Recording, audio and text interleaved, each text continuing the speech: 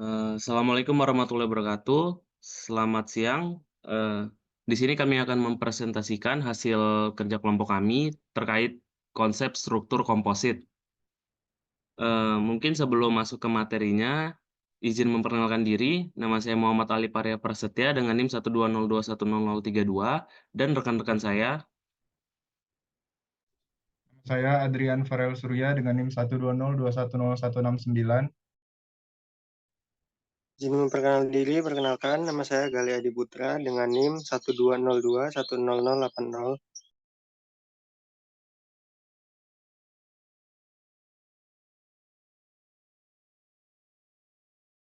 Perkenalkan nama saya Maria Teguh dengan NIM 120210113. Perkenalkan, nama saya Khairunisa Rahmat dengan NIM 120210143.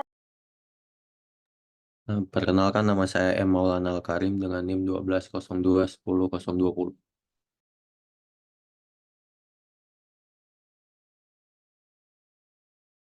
Perkenalkan nama saya Doni Kurniawan dengan NIM 120210119. Perkenalkan, nama saya Muhammad Afarhan, NIM 120210176. Perkenalkan, nama saya Muhammad Fitri Cajak Pratama, NIM 120210123.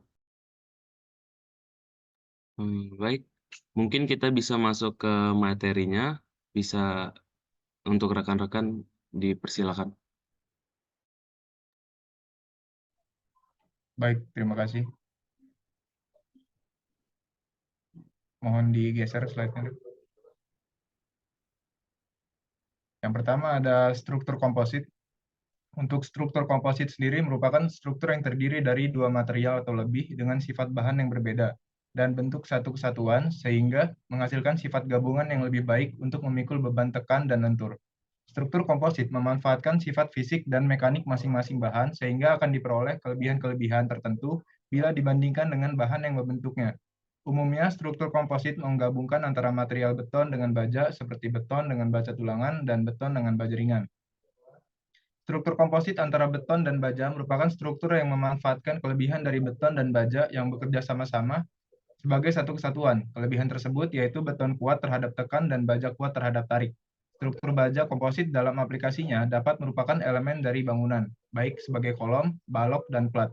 Struktur balat komposit terdiri dari dua tipe, yaitu balok komposit dengan penghubung geser dan balok komposit dengan diselubungi beton.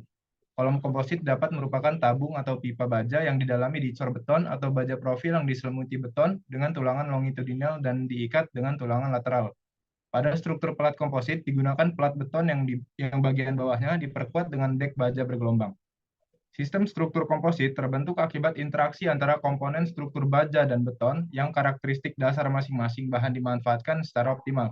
Karakteristik penting yang dimiliki oleh struktur baja adalah kekuatan tinggi, modulus elastisitas tinggi, serta daktilitas tinggi. Sedangkan karakteristik penting yang dimiliki oleh struktur beton adalah ketahanan terhadap api, mudah dibentuk dan murah. Dengan begitu, dalam penggabungan kedua material tersebut, maka didapatkan suatu konstruksi yang ideal, aman, dan ekonomis, mengingat keunggulan dari kedua material tersebut.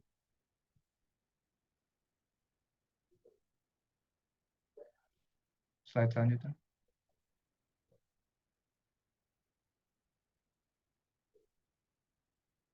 Berikut ini merupakan macam-macam struktur komposit, yaitu struktur komposit merupakan struktur yang terdiri dari dua material terlebih dengan sifat bahan yang berbeda dan membentuk satu kesatuan sehingga menghasilkan sifat gabungan yang lebih baik. Umumnya struktur komposit berupa yang pertama kolom baja terbungkus beton atau balok baja terbungkus beton seperti pada gambar 1A. Yang kedua, kolom baja berisi beton atau tiang pancang seperti gambar 1B. Dan yang ketiga, balok baja yang menahan slab beton seperti gambar 1E. Baik, selanjutnya ada aksi komposit. Aksi komposit terjadi apabila dua batang struktural pemikul beban seperti pada plat beton dan balok baja sebagai penyangganya dihubungkan secara menyeluruh dan mengalami defleksi sebagai satu kesatuan. Dapat dilihat pada gambar, untuk gambar balok tak komposit dan gambar B balok komposit yang melendut. Slide selanjutnya. Kemudian lendutan komponen struktur komposit memiliki momen inersia yang lebih besar daripada komposit struktur non-komposit. Akibat lendutan pada komponen struktur komposit akan lebih kecil. Momen inersia dari komponen struktur komposit hanya dapat tercapai setelah beton mengeras, sehingga lendutan yang diakibatkan oleh beban-beban yang bekerja sebelum beton mengeras dihitung berdasarkan momen inersia dari profil baja saja. Kemudian ada balok komposit. Balok adalah salah satu di antara elemen-elemen struktur yang paling banyak dijumpai pada setiap struktur. Balok adalah elemen struktur yang memikul beban yang bekerja tegak lurus dengan sumbu longitudinalnya. Hal ini akan menyebabkan balok melentur. Balok komposit dapat dibentuk dari profil baja yang diberi penghubung geser pada sayap atas profil baja, atau dapat pula dari profil baja yang dibungkus dengan beton.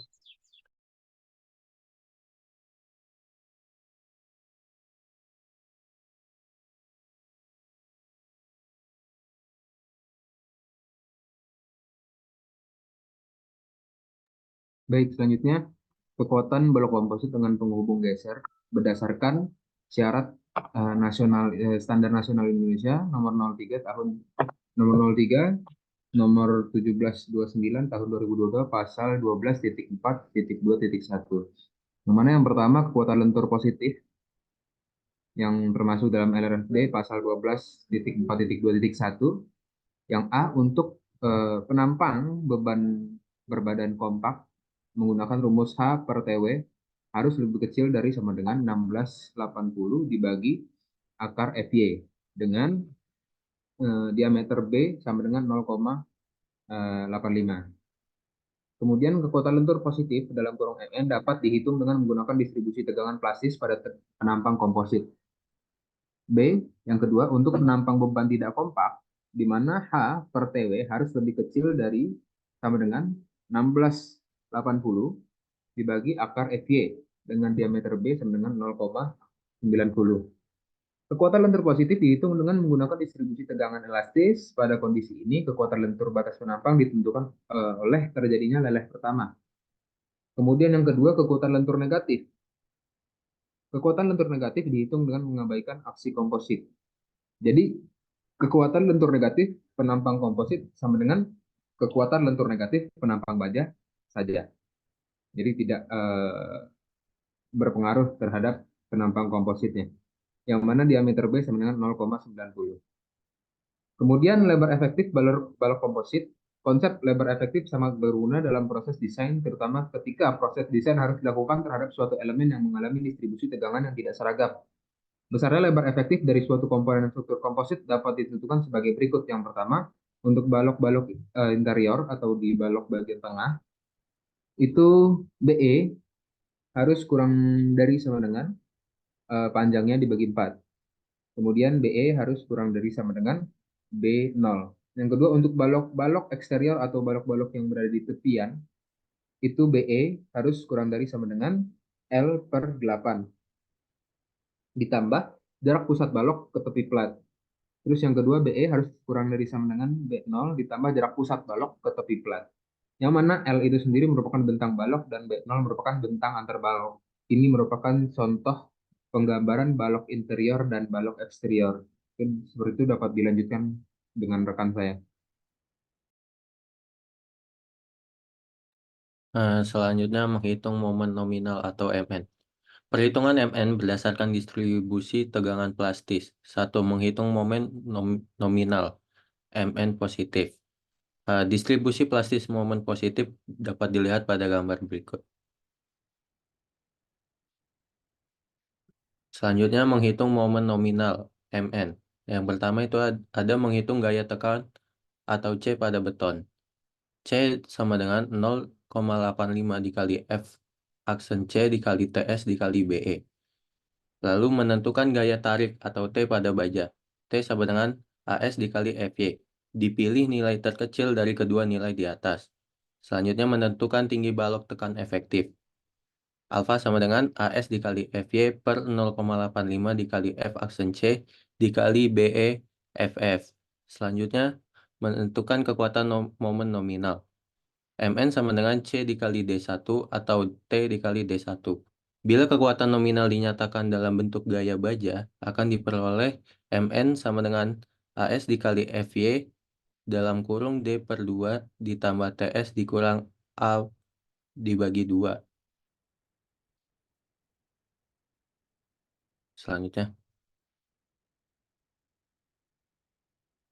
menghitung momen nominal atau Mn. Pertama, menghitung momen nominal Mn negatif.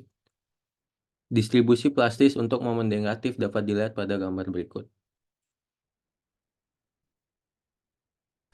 Selanjutnya, menghitung momen nominal Mn, yaitu pertama menentukan lokasi gaya tarik pada balok baja. T sama dengan N dikali AR dikali FYR. PYC sama dengan AS dikali FY, gaya pada sayap atau PF sama dengan BF dikali TF dikali FY. Gaya pada beban atau PW sama dengan PYC min dikurang T per 2 dikurang PF. AW sama dengan PW per TW dikali FY. Selanjutnya menghitung jarak ke sentroid. D1 sama dengan HR ditambah TB dikurang C. D2 sama dengan PF dikali 0,5 dikali TF ditambah PW dikali TF ditambah 0,5 dikali AW per PF ditambah PW. Untuk D3 sama dengan D per 2. Selanjutnya menghitung momen ultimate. Mn sama dengan T dikali D1 ditambah D2 ditambah PYC dikali D3 min D2.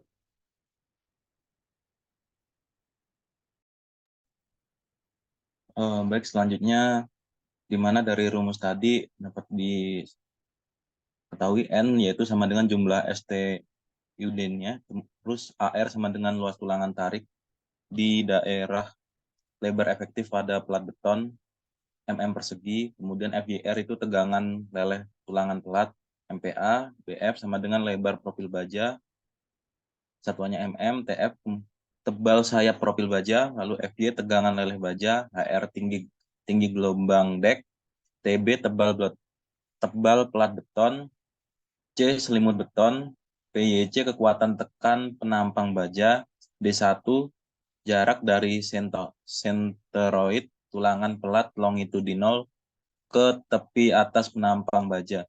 D2 jarak dari pusat gaya tarik di penampang baja ke tepi atas penampang baja. D3 jarak dari PYC ke tepi atas penampang baja. Kemudian untuk kuat geser rencana balok komposit, kuat geser rencana ditentukan berdasarkan kuat geser penampang baja saja. Bila H per TW kurang dari sama dengan 1/10 akar KN kali E per FY lebih besar dari PN sama dengan 0,6 kali FY dikali AW. Kemudian pelat badan leleh lebih besar plastis, di mana H sama dengan tinggi bersih pelat badan, TW tebal pelat badan, A sama dengan jarak pengaku vertikal pelat badan, KN sama dengan 5 plus 5 per AN per H akar 2, pangkat 2. E sama dengan modulus elastis, kemudian FY sama dengan tegangan leleh, AW sama dengan luas penampang pelat penuh. AW sama dengan D dikali TW, satuannya mm persegi. Kemudian penghubung geser, kekuatan penghubung geser jenis paku.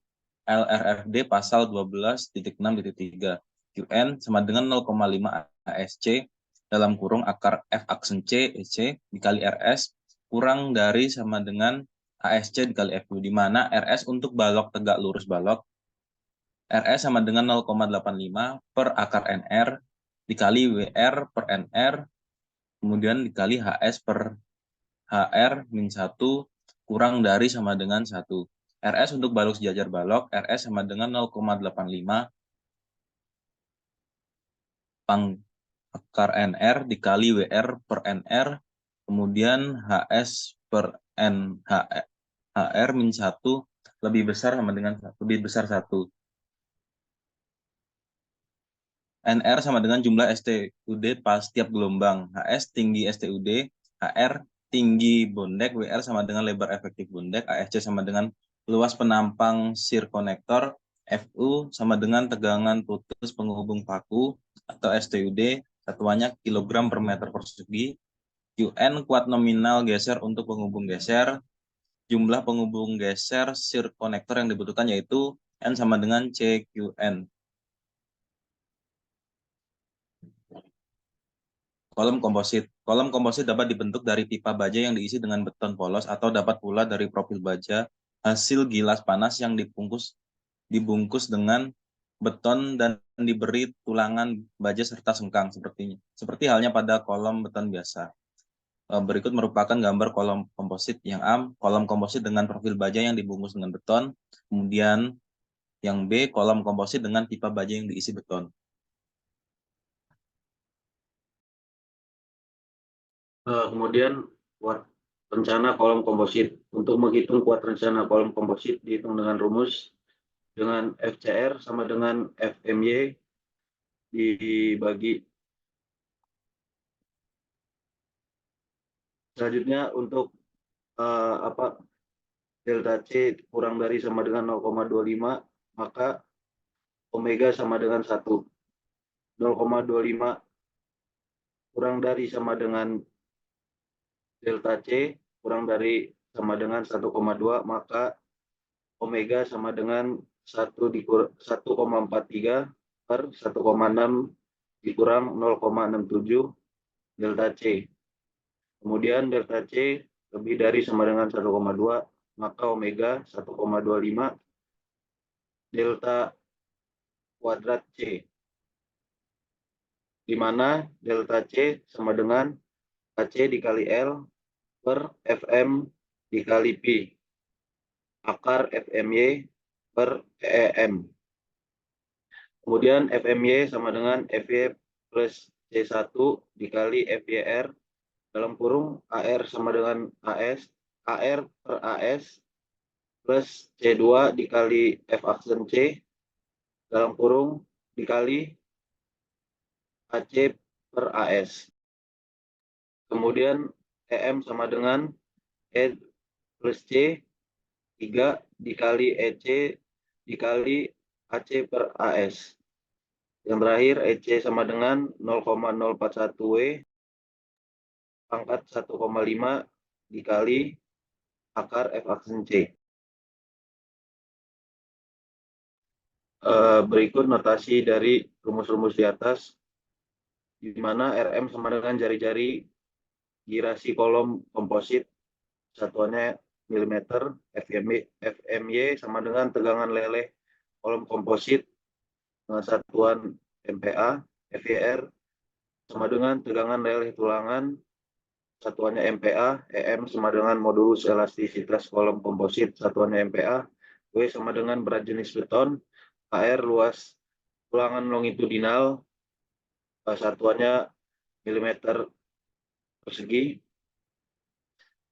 AC sama dengan luas penampang beton, satuannya milimeter persegi, AS sama dengan luas penampang profil baja, satuannya milimeter persegi, E sama dengan modulus elastisitas baja, satuannya MPa, EC sama dengan modulus elastisitas beton, satuannya MPa, FCR sama dengan tegangan tekan kritis, satuannya MPa, F aksen C, yaitu kuat tekan karakteristik beton, satuannya MPa, AC, faktor panjang efektif kolom, L, panjang unsur struktur, satuannya milimeter, NN, kuat aksial nominal, satuannya Newton, delta C sama dengan parameter kelangsingan, diameter C, faktor reduksi beban aksial tekan.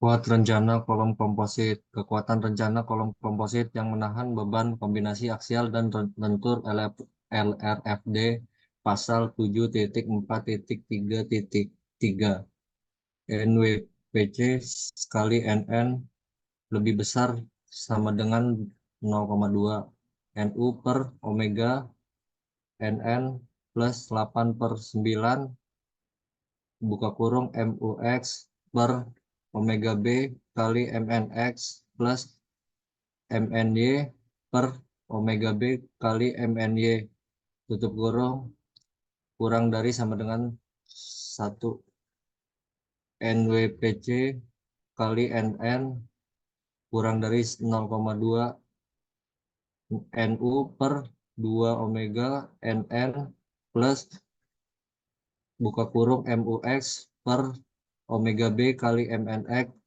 plus MNY per omega B kali MNY tutup kurung kurang dari sama dengan 1, di mana NU sama dengan gaya aksial tarik atau tekan terfaktor, terus NN sama dengan kuat nominal penampang, faktor reduksi sama dengan faktor reduksi kekuatan, faktor reduksi C sama dengan 0,85 struktur tekan, faktor reduksi B sama dengan 0,90 struktur lentur, MNX, MNY sama dengan momen lentur nominal penampang komponen struktur masing-masing terhadap sumbu X dan sumbu Y, MUX, MUY sama dengan momen lentur terfaktor masing-masing terhadap sumbu X dan sumbu Y.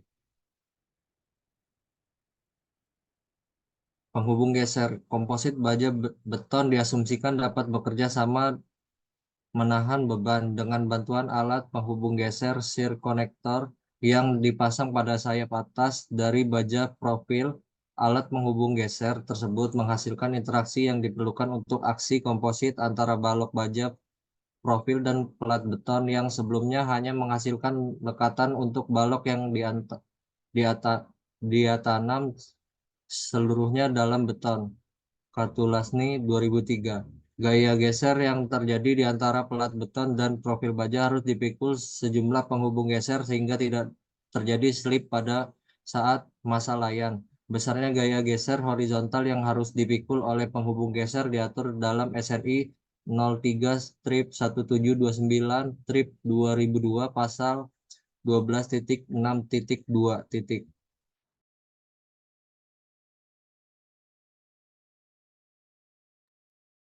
Sekian presentasi terkait materi struktur komposit dari kelompok 1. Kurang lebihnya kami mohon maaf. Kami tutup. Wassalamualaikum warahmatullahi wabarakatuh.